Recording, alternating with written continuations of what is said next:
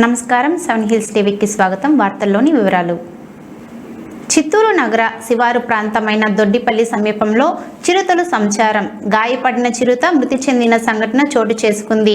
జిల్లా కేంద్రమైన చిత్తూరు సమీపంలోని దొడ్డిపల్లి జగనన్న కాలనీలో చిరుత మృతి చెందిన సంఘటన చోటు చేసుకుంది. గత 2 రోజులుగా ఈ ప్రాంతంలో 3 చిరుత పులులు సంచరిస్తున్న విషయాన్ని స్థానికులు గుర్తించి అటవీశాఖ అధికారులు సమాచారం అందజేశారు. చిరుతలు పోట్లాటలో తీవ్రంగా గాయపడిన చిరుత ముళ్ళ పొదలో లేవలేకున్న చిరుతను గుర్తించిన స్థానికులు అటవీశాఖ అధికారులకు సమాచారం అందించారు. అయితే సమయానికి అందుబాటులో లేని రెస్క్యూ టీం లేకపోవడంతో 6 గంటలు మృత్యుతో పోరాడిన చిరుత మృత్యువాత పడింది. చిరుతను చూడడానికి ప్రజలు తరలి వెళ్లిన అటవీశాఖ అధికారులు మాత్రం గాయపడిన చిరుత ప్రాణాలు కాపాడలేకపోయారు. 6 గంటల పాటు మృత్యుతో పోరాడిన చిరుత గ్రామస్తుల కళ్ళెదుటే మరణించడాన్ని జీర్ణించుకోలేకపోయారు.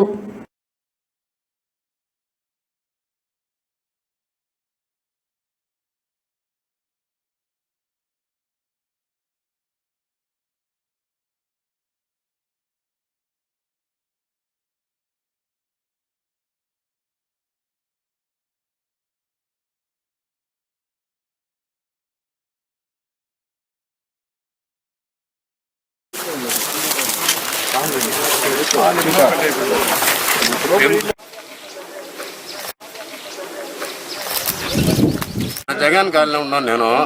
నా పేరు వచ్చి హరికృష్ణ. మేము చిత్తూరు జగన్ కాలనీ ఉన్నాము. 3-4 ఏళ్ళుగా ఉన్నాము. ఏమి లేకుండా ఉన్నది. ఇప్పుడు 2 రోజులు ఇంకా సిరితపుల్లి 3 వచ్చిండాయి. దాంట్లో వచ్చి ఇంకా 2 ఎక్కడ పోయింది తెలీదు. 1 వరకు మాకు తెల్లారి కనపడింది బయట వెళ్తుంటే. అది ఇప్పుడు దొరికింది సార్. అది నిజం. దాన్ని వీలు పడే వరకు మీరు తీయండి సార్. మాకు భయంగా ఉంది ఇక్కడ. అదే సార్.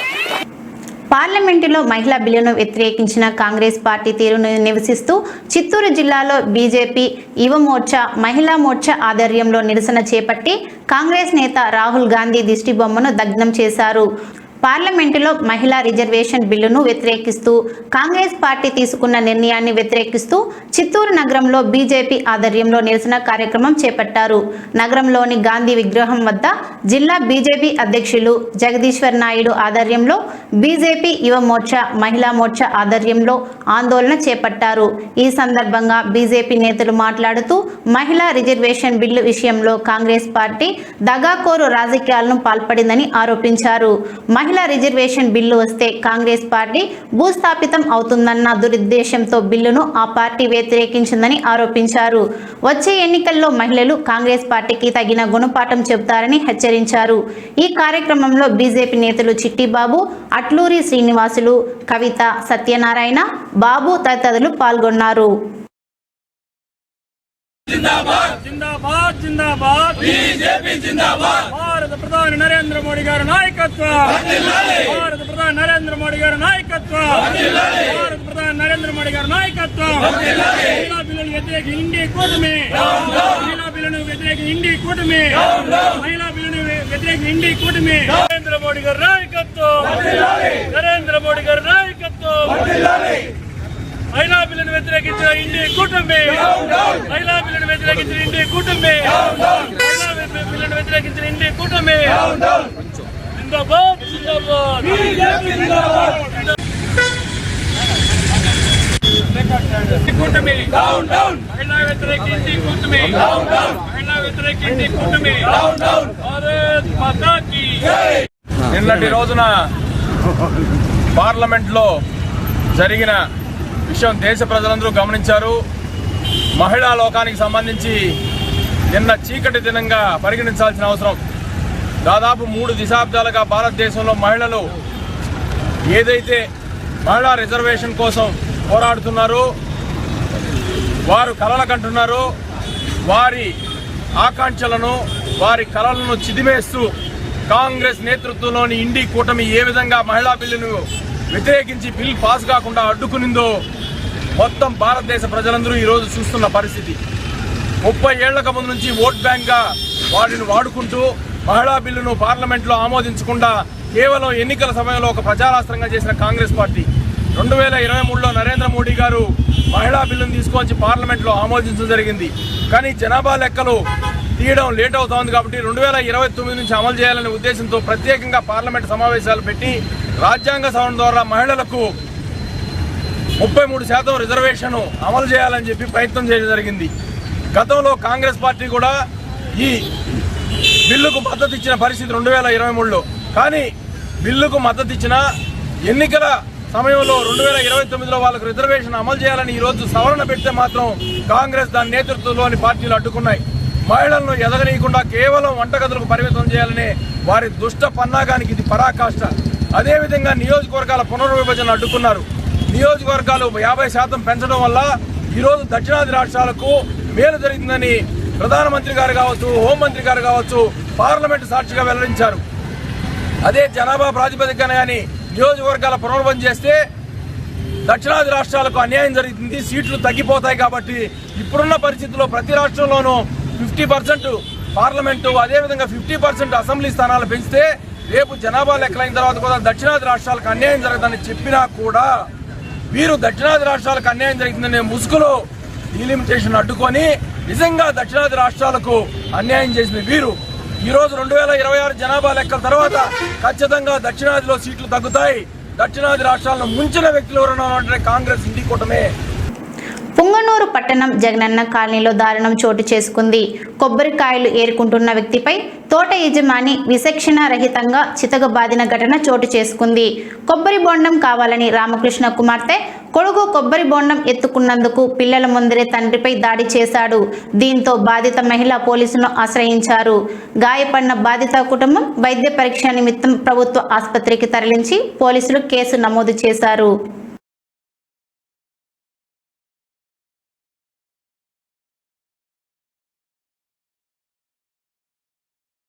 పిల్లల్లో 3 పిల్లలు నేను కొన్నాను, కట్లు కొట్టుకున్నాను.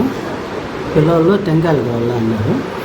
సరే వాళ్ళు ఎవరు లేరు, వాళ్ళు ఏమన్నా వస్తారమ్మా నేను. సరే 100 రూపాయలు ఇచ్చి నా కూతురికి ఇచ్చిన మళ్ళీ ఆ పాప ఏమన్నా పడేస్తానేసి నేను వాళ్ళ ఇంటికాడ పోదామనేసి పోయినాను.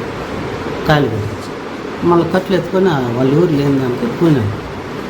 మళ్ళీ ఆయక్క చెప్పినాక ఒకవేళ నా తప్పు ఉంటే క్షమించక, తప్పు నాదే లేక మీరు లేదంటే కొట్టుకున్నాను అడుక్కున్నాను. 20 సార్లు అన్నీ అడిగింది. అయినా ఏం లేదు, ఉండప్పా అని. కానీ నా తప్పైతే నన్ను క్షమించక అని. ఎందుకంటే మీరు లేనప్పుడు నేను తీసుకోవడం తప్పు అని చెప్పి. పలంనేరు నియోజకవర్గం బైరెడ్డిపల్లి మండలంలో రోడ్డు ప్రమాదం సంభవించింది. కమ్మనపల్లి గురుకుల పాఠశాల సమీపంలో ప్యాసింజర్లతో నిలిచి ఉన్న ఆర్టీసీ బస్సును వెనుక నుంచి ఆటో ఢీ కొట్టింది. ఈ ఘటన ఆటోలో ప్రయాణిస్తున్న 2 గాయపడ్డారు. అతివేగం ప్రమాదానికి కారణమని గాయపడిన వారిని స్థానికులు సమీప ఆసుపత్రికి తరలించారు.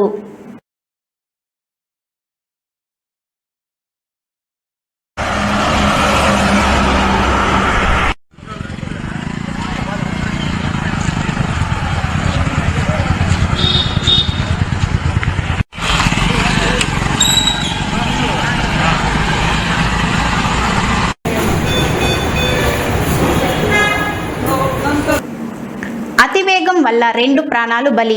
ద్విచక్ర వాహనాన్ని బులెరో వాహనం ఢీకొనడంతో 2 మృత్యువాత పడ్డారు.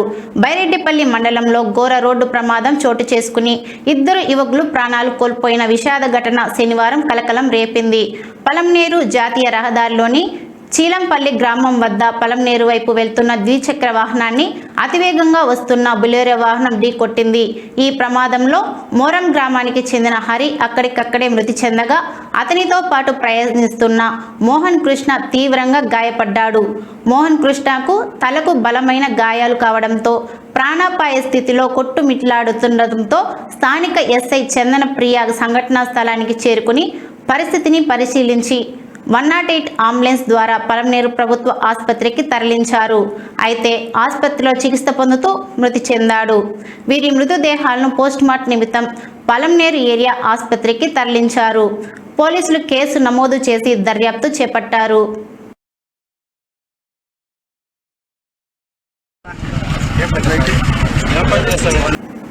చిత్తూరు జిల్లా కుప్పంలో వెలిసిన ప్రసన్న పెద్దపల్లి గంగమ్మ అమ్మవారి అగ్నిగుండ ప్రవేశం ఘనంగా నిర్వహించారు.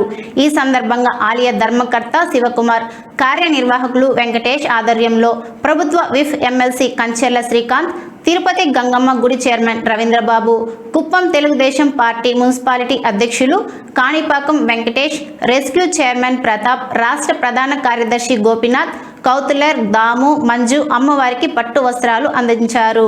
ఈ కార్యక్రమంలో ఆంధ్ర రాష్ట్ర ప్రజలే కాకుండా తమిళనాడు, కర్ణాటక రాష్ట్రాల నుంచి భారీ సంఖ్యలో భక్తులు పాల్గొని అమ్మవారిని దర్శించుకున్నారు.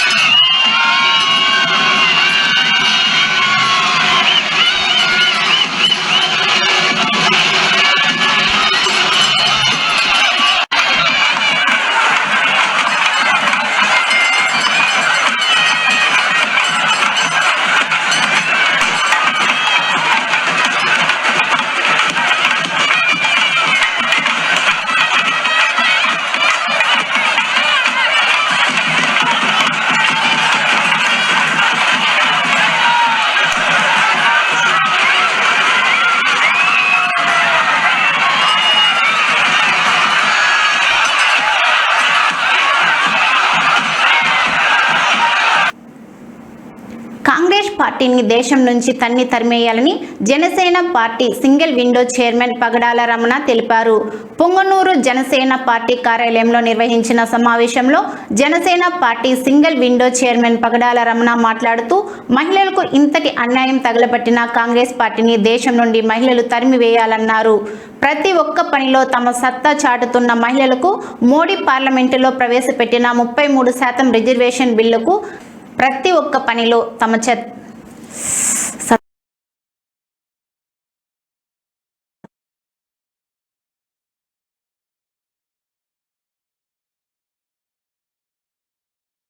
నిన్న ఏదైతే మన భారతదేశంలో పార్లమెంట్లో జరిగిందో మన యొక్క మహిళలని అణగదొక్కడం, మహిళా రిజర్వేషన్ యొక్క బిల్లుని పాస్ కానికుండా అడ్డుకుని దుర్మార్గపు కాంగ్రెస్ ప్రభుత్వాన్ని భారతదేశం నుండి తరిమి కొట్టాలని మేము ఈ సభాముఖంగా తెలియజేస్తున్నాం.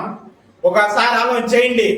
మన భారతదేశంలో కాదు, యావత్ ప్రపంచమైనా కాదు, ఏ కుటుంబమైనా కాదు, ఎక్కడ తీసుకున్నా కూడా ఒక మహిళ యొక్క పాత్ర చాలా బ్రహ్మాండమైనది, అమోఘమైనది. అలాంటి మన మహిళకి 33% రిజర్వేషన్ ఇస్తే దాన్ని ఓరవలేని ఈ కాంగ్రెస్ ప్రభుత్వము, దౌర్భాగ్య ఎంపీలు, దాదాపు మన మహిళలు దాదాపు 270 మంది ఎంపీలు మన భారతదేశంలో ఉన్న మహిళలందరినీ ఓడించారంటే మీరు ఒక్కసారి ఈ దుర్మార్గపు కాంగ్రెస్ పార్టీ యొక్క స్థితిగతులు మీరు ఒకసారి ఆలోచన చేయండి. ఇలాంటి పార్టీ మనకు అవసరమా కూడా మీరు ఒకసారి ఆలోచన చేయాలి. ఈ సభాముఖంగా మన యావత్ భారతదేశంలో ఉన్న మహిళా లోకానికే కాదు, యావత్ భారతదేశంలో ఉన్న ప్రతి వ్యక్తికి ఒక పిలుపిస్తున్నాం. ఈ కాంగ్రెస్ పార్టీ అనేది భారతదేశానికి పట్టినట్టు ఒక చీడ పొడుగు. భారతదేశంలో ఉన్నటువంటి ఈ కాంగ్రెస్ పార్టీ అనే చీడ పొరుగుని భారతదేశం నుండి తరిమేస్తే గానీ మన భారతదేశం బాగుపడదు. నిన్న ఏదైతే జరిగిందో దాన్ని మా జనసేన పార్టీ మహిళా బిల్లు వీగిపోవడం అనేది మా జనసేన పార్టీ తీవ్రంగా ఖండిస్తోంది. ఇది వాళ్ళు కాంగ్రెస్ పార్టీ వాళ్ళు కానీ, డిఎంకి కానీ, టిఎంసీ ఎంపీలో వాళ్ళు అనుకుంటున్నారు మేము గెలిచామని. మీకు అర్థం కాలేదు, మీరు నిన్న ఎంతటి దరిద్రమైన పని చేశారో మీకు అర్థం కాలేదు. మహిళా లోకానికి తీవ్రమైన నేరం చేశారు, మహిళా లోకానికి తీవ్రమైన అన్యాయం చేశారు. ఏఐటియుసి మహాసభలను అధ్యక్షులు ఎస్ నాగరాజు, ఏఐటియుసి జిల్లా కార్యదర్శి టి కోదండయ్య ఆధ్వర్యంలో చిత్తూరు నగరంలో నాయకులు ఘనంగా నిర్వహించారు. ఈ సందర్భంగా ఏఐటియుసి నాయకులు నాగరాజు మాట్లాడుతూ వివిధ రంగాల్లో పనిచేస్తున్న కార్మికుల సమస్యలను పరిష్కరించడంతో కేంద్ర రాష్ట్ర ప్రభుత్వాలు నిర్లక్ష్యం చూపుతున్నట్లు ఆరోపించారు. కేంద్ర ప్రభుత్వం బడా వ్యాపారవేత్తలకు కొమ్ము కాస్తూ కార్మికుల పొట్ట కొడుతున్నట్లు ధ్వజమెత్తారు. ర్యాపిడ్ తదితర వాటి వల్ల ఆటో కార్మికులు కూడా తీవ్రంగా నష్టపోతున్నారని అన్నారు. కార్మికుల హక్కులను హరించే విధంగా కేంద్ర ప్రభుత్వం వ్యవహరిస్తుందని మండిపడ్డారు. వెంటనే కేంద్ర రాష్ట్ర ప్రభుత్వాల వివిధ రంగాల్లో పనిచేస్తున్న కార్మికుల సమస్యలు పరిష్కరించాలని చొరవ చూపాలని విజ్ఞప్తి చేశారు.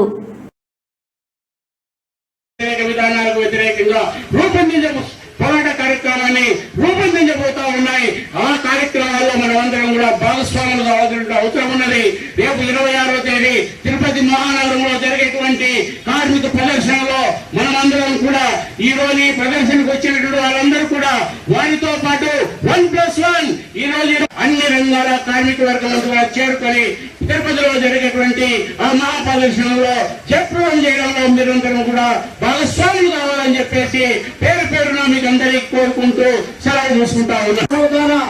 ధన్యవాదాలు తెలియజేస్తూ ఇప్పుడు నాకు మోడీ యొక్క ముఖ్య అతిథి మన ఏఐటీసీ రాష్ట్ర నాయకులు అదేవిధంగా వేదిక పైన విజ్ఞప్తి చేస్తున్నా.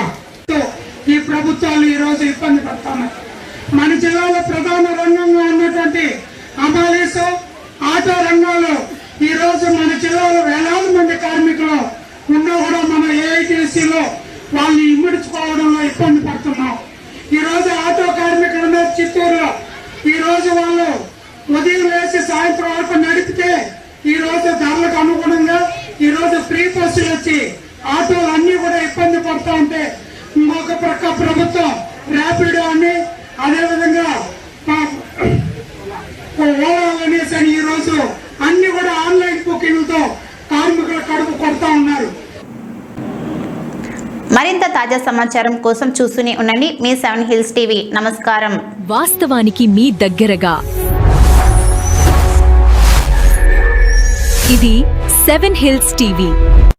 రాష్ట్ర విభజన తరువాత రాష్ట్ర రాజధానిపై స్పష్టత వస్తుందని మీరు అనుకున్నారా? ఇప్పుడు వచ్చింది రాష్ట్ర రాజధాని అమరావతి రాజధాని అని చెప్పి. గతంలో కూటమి ప్రభుత్వం ఉన్నప్పుడు రాజధాని లేని ఆంధ్రప్రదేశ్గా ఉండకూడదని చెప్పి రాష్ట్ర రాజధాని కేంద్రంగా అమరావతిని ఎందుకు చూస్ చేసుకోవాల్సి వచ్చింది? అంటే అమరావతి అనేది ఆంధ్రప్రదేశ్కి మిడిల్ ఆఫ్ ది పాయింట్లో ఉంది. ఇటు సైడ్ కుప్పం నుంచి కానీ విజయవాడ వరకు కానీ సెంటర్ ఆఫ్ ది పాయింట్లో ఉన్నందువల్ల. మరి 3 రాజధానుల ప్రస్తావన సమంజసమంటారా? 3 రాజధానుల ప్రస్తావన అనేది కేవలం జగన్మోహన్ రెడ్డి ఆలోచన నుంచి పుట్టినటువంటి నినాదం. ఇక్కడ ఏంటంటే నేను అనుకున్న చోటనే రాజధాని ఉండాలి, నేను అనుకున్న చోటనే పరిపాలన జరిగినటువంటి మనస్తత్వం జగన్మోహన్ రెడ్డి గారు. చంద్రబాబు నాయుడు గారి ప్రభుత్వం అమరావతిని రాజధానిగా నిర్ధారణ చేసి అక్కడ సరే, అమరావతి బిల్లుకు కాంగ్రెస్ తో పాటు అనేక పార్టీలు మద్దతు ఇచ్చాయి. కానీ వైసీపీ మాత్రమే వ్యతిరేకించడానికి గల కారణాలు ఏంటి? అంటే తాము అధికారంలో ఉన్నప్పుడైతే ఈ కార్యక్రమాలు చేయలేకపోతున్నాము. కూటమి ప్రభుత్వం వచ్చిన తర్వాత వీళ్ళు ఈ అమరావతి అక్కడ రాజధాని ఏర్పాటు చేయడం ద్వారా మావిగన్ అనేది ఎందుకు వచ్చింది? అసలు ఎక్కడ పిక్చర్ లో లేని ఒక పేరుని పైకి తీసుకొచ్చారు కదా. ఇప్పుడు పార్లమెంట్ లో అమరావతి చట్టబద్ధ కల్పించే బిల్లు చర్చకు వచ్చిన సందర్భంగా అదే రోజు వైకాపా అధినేత మాజీ ముఖ్యమంత్రిగా పనిచేసినటువంటి జగన్మోహన్ రెడ్డి గారు తాడేపల్లి ప్యాలెస్కి వచ్చి ప్రెస్ మీట్ పెట్టి అయితే ఇండైరెక్ట్ గా పరోక్షంగా పెట్టుబడిదారులను బెదిరించడం కోసం ఆయన ప్రతిపాదన తీసుకొచ్చారు. ఇది రాష్ట్ర ప్రజలకంతా కూడా తెలుసు. ఎందుకంటే మనం ఈ గన్ ఆ గన్ అనేటి ప్రజల్ని తప్పు కన్ఫ్యూజ్ చేయడానికి తప్ప దానికి దేనికోసం కాదండి. అమరావతి అనేది చట్టబద్ధత అయింది.